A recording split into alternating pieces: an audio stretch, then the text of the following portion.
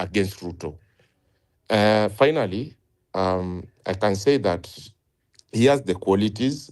He's hardcore, tough, no nonsense, and hardworking.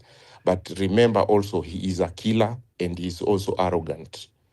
So, what maybe I can propose is, if it comes that people now have decided completely, now this is the person that we want.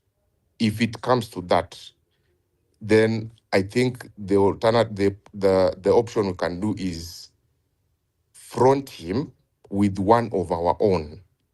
And also, the person that we will front to go with him, like the vice president or the deputy president under him, will be one who can we make sure that that person keeps him in check and in balance, and not a yes person, someone whom can keep him in check, someone who can actually hold him accountable, not someone who is a yes person. So that's basically my submission. Thank you. All right. Thank you so much, good boy, for that. I see my guy Mali at Western Shilaho. Ajuoga Anguko is tired of you not telling us who you want to support.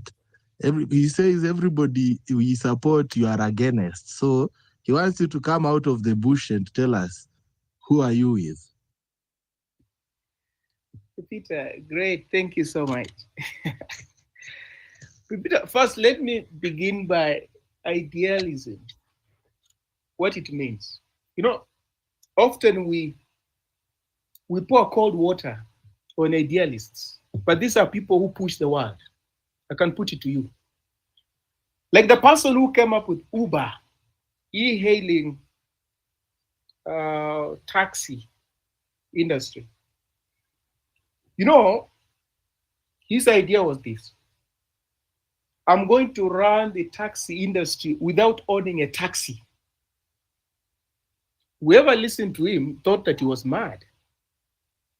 How do you run a taxi industry without owning a taxi, even one? So I'm not going to own even one, but I'm going to run a taxi industry.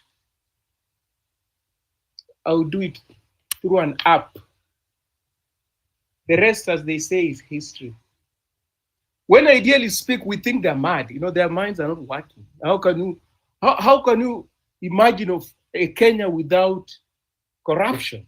It's impossible. It can't work. How can you imagine Kenya without injustice? It can't work, because we have never seen a Kenya that works. So that we can't contemplate something like that. Can you imagine?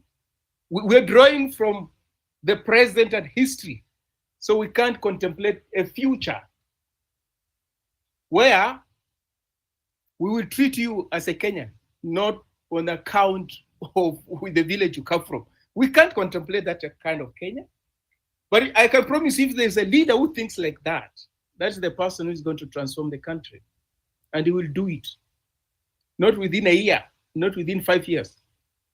Within no time, he's going to succeed.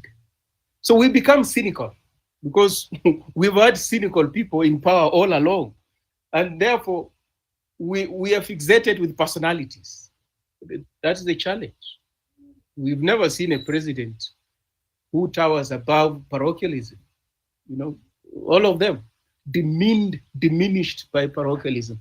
So that is our challenge. But to be idealistic, it's like Elon Musk talking about, I'm going to rule, the internet provision industry.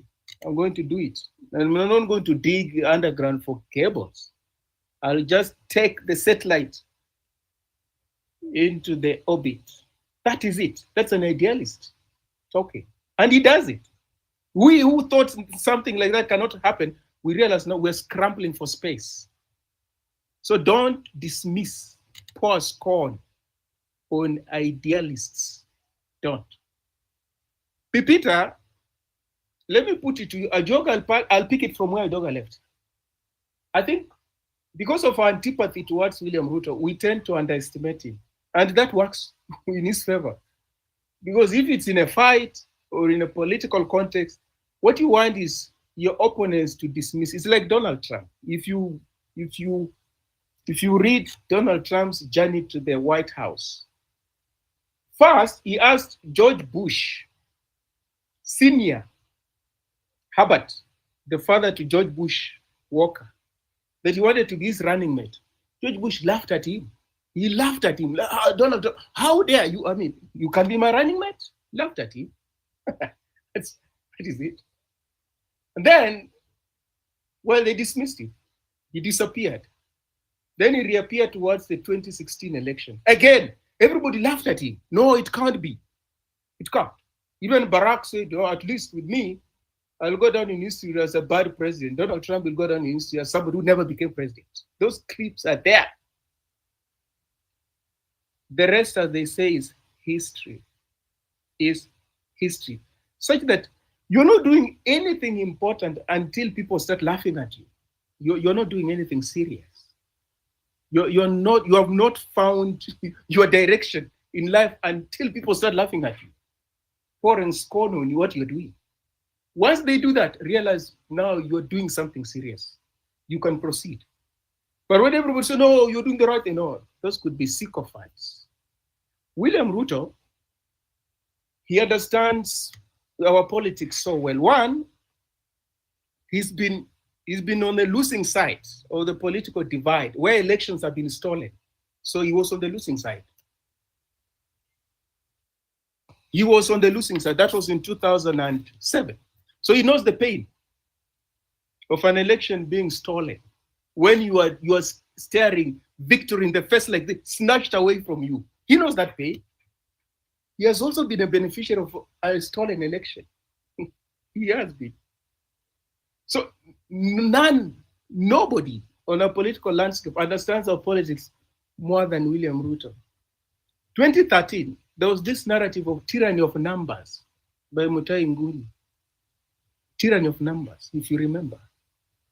Tyranny of numbers is meant to psychologically prepare you so that when your candidate loses, you can appreciate you didn't have the numbers. So you deserve to lose if you don't know how this politics works. Tyranny of numbers, you people don't have the numbers. So when your candidate loses, you make peace with that. We didn't have the numbers. We were told those guys have the numbers. That's how this propaganda works. But William Ruto knows the census of Kenya. He does. The real numbers, he knows them. I can put it to you for free. He appreciates the real numbers. Where the votes are and he knows. He knows.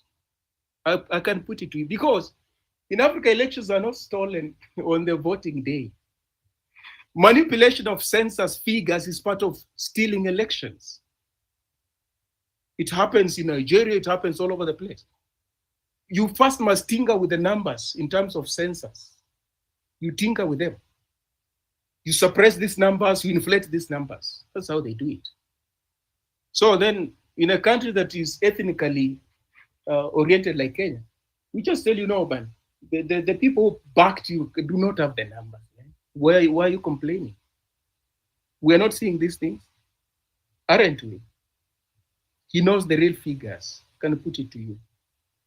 So, if you're talking about ruthlessness, well, let's say Matiangi is ruthless. So, how would you characterize William Ruto? I want to hear. So, this guy is ruthless. He's the one who's supposed to do. So, Ruto is in power now. He runs the instruments of violence. These are two ruthless people. One is outside. The other one is carrying a bazooka. You tell me, in that war, who is going to prevail? Two ruthless people. One is in power, the other is outside. He's fighting to come in. Who is going to prevail? Because it's now ruthlessness. We want a ruthless candidate. We have now thrown democracy into the window. We don't want the rule of law. We don't want the constitution. We just want a ruthless person, a strong man. So you have a strong man already in power, and you're backing another strong man outside who wants to get in. Who between the two is going to prevail? I want to hear the answer to that. Who is going to prevail? Well, there are no prizes for guessing the answer. There are no prizes. So we must be careful what we pray for. Some prayers, we must be careful what you pray for. Because that prayer may just come to pass. Be very careful. So with me, no, I don't do personalities. because there was yote yawezekana bila Moi. If you read towards 2020, yote yawezekana bila Moi, yote yawezekana bila Uhuru, or what was it? It was also sung at some point. Now the same person is being celebrated. It's being celebrated. Yeah, that's what happens when we invest in personalities. But even the Bible tells us, for those who read the Bible, you are doomed. You who bank on human beings are completely doomed. It tells us that you think you can bank and count on a human person, to liberate you, to deliver on the very many things you desire in life. The Bible tells us you're doomed. It does, and I think they're correct. So that in other jurisdictions, people are not bothered with personalities. They're not. Because they're not bothered with personality because they will jail you. If you go against public interest, they're going to jail you. They will impeach you. Even if you're a president, they will impeach you. So they're not bothered whether you're a skunk or not. You run for president, majority of the people voted for you, you got into power. Okay, you engage in your shenanigans. You'll find yourself in jail. Oh yeah, just like any other common thug, common thief. But we don't foresee that in Kenya. And that's why we invest in personalities as opposed to in institutions, in values, in the rule of law, which protects all of us, irrespective of your station in life. So Matiangi, you're telling me this is a ruthless person who is going to deal with cartels, but he can't account for his wealth. So how are you going to deal with those cartels? You can't account for your wealth. How will you? No, you cannot. And those Western PR firms that is enlisting, they like corrupt people because you lack credibility. Now they can use you. So if you've been complaining about Americans and their policies in Kenya, let me put it to you. This guy is enlisting the services of Americans. So how will he resist the American influence in Kenya? The things we keep bemoaning, lamenting about currently. How is he going to keep Americans at bay? And he's counting on them to help him catapult him into power. How will he resist Bill Gates? Tell me how. How? Big Pharma. How is he going to resist them? No, you just tell me.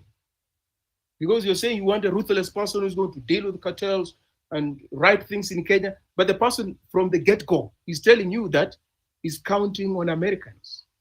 And you know those who help you are indebted to them, aren't you? What are they getting in return?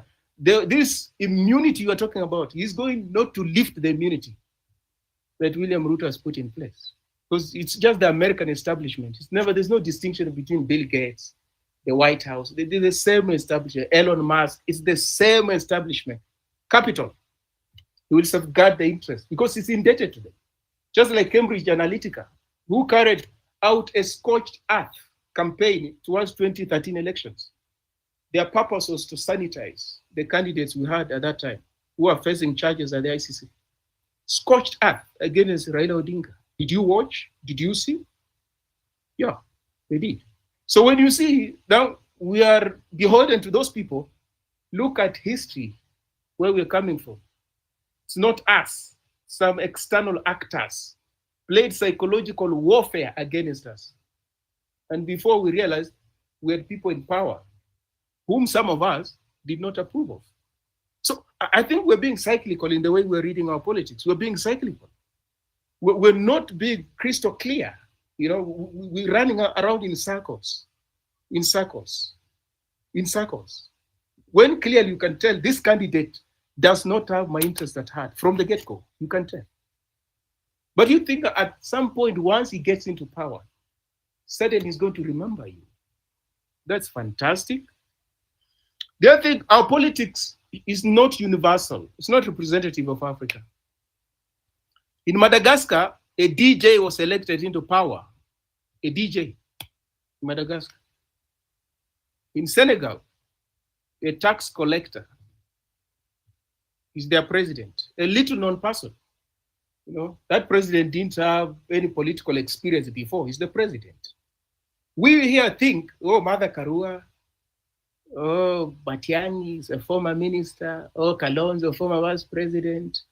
We never look at leadership outside of the political elite. Isn't that our enduring shortcoming? It's our enduring shortcoming. Yeah, because our pool is so narrow and shallow. It's just not narrow, but it's also shallow. Yes. We never expand this pool. That we could have a person who has no political experience, but is going to turn around the country. We think that what you need is political experience, when even that experience is useless. It has never helped Kenyans before. Or Kenyans look at it and they rule that you ever ascended to power at some point as a cabinet minister or whichever position you had. We have to expand it. We must. Because these are one and the same people, part of the establishment. Part of the establishment. So when you tell me, who is my candidate? Well, I'm telling Komudo. you, I don't have a dog when it comes to establishment actors. Because you can tell how they will act long before they get into power. You can tell. They will protect one another. I can put it to you, Matiangi would not jail William Ruto. I can put it to you. Well, in the unlikely event that he will not. I can put it to you. He won't. He will not. He will not touch him. He won't. As I learned, Pipita, remember on this platform, we do some predictions. This time around, we can do it way before elections. If Matiangi was to run against William Ruto, I've got a memo. William Ruto will prevail. I've got a memo. He will. If Kalonzo was to run against William Ruto will prevail. I can put it to you for free. For free. Why?